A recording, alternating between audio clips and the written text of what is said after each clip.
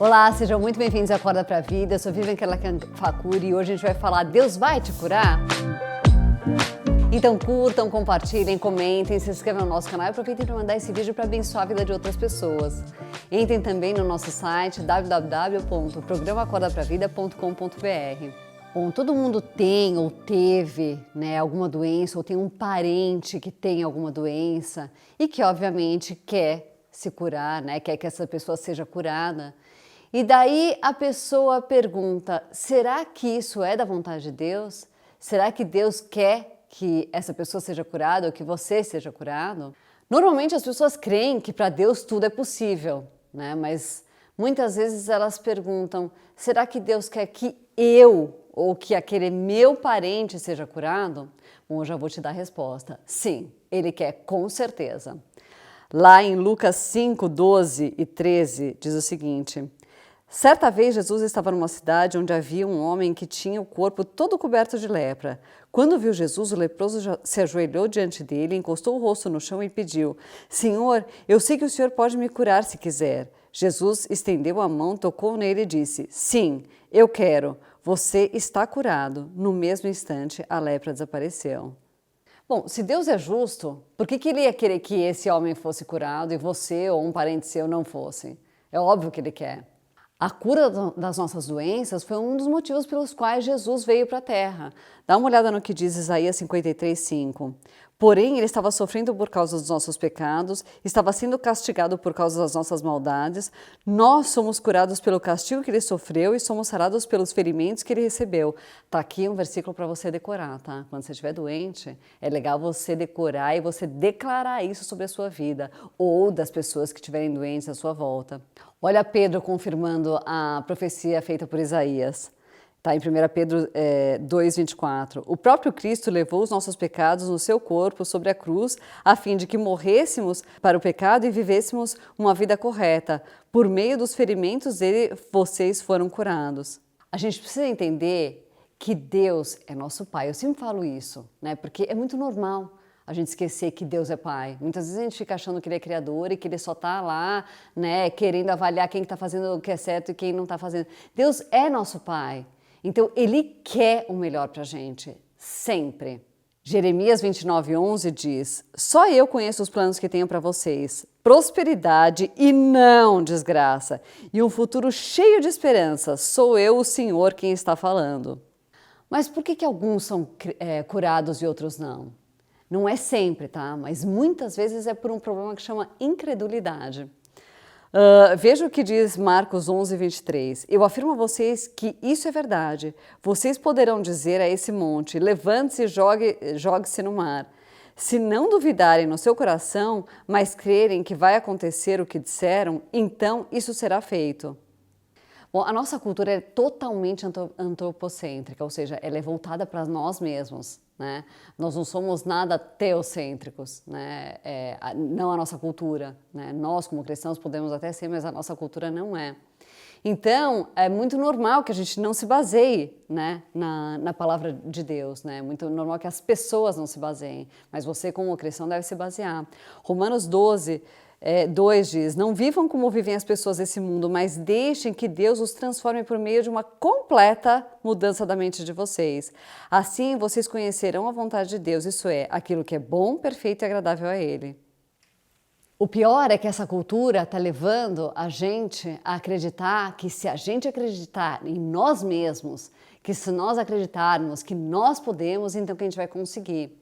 Você não precisa ser um gênio de inteligente para saber que isso não é verdade, porque muitas vezes você quer e você não consegue.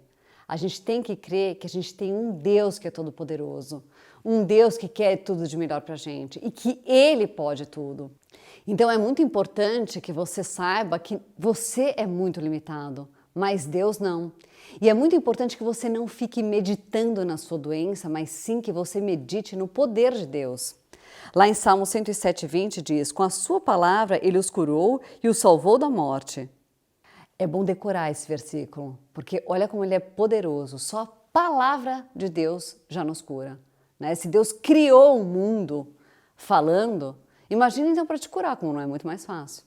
É por isso que eu falo todos os dias que você precisa ter contato com a palavra.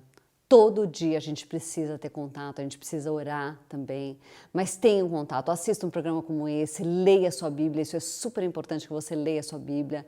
Você precisa desse contato, porque a fé vem por ouvir a palavra. E você não vai ter fé se você não estiver ouvindo a palavra. Dificilmente você vai estar com fé se você nunca ouve nada. Você precisa se alimentar da palavra. O seu espírito, ele é alimentado pela palavra de Deus. E a gente, naturalmente, acaba indo para o lado errado, né? Se você não estiver se alimentando daquilo e procurando fazer o que está escrito na palavra, você vai para o lado errado com certeza.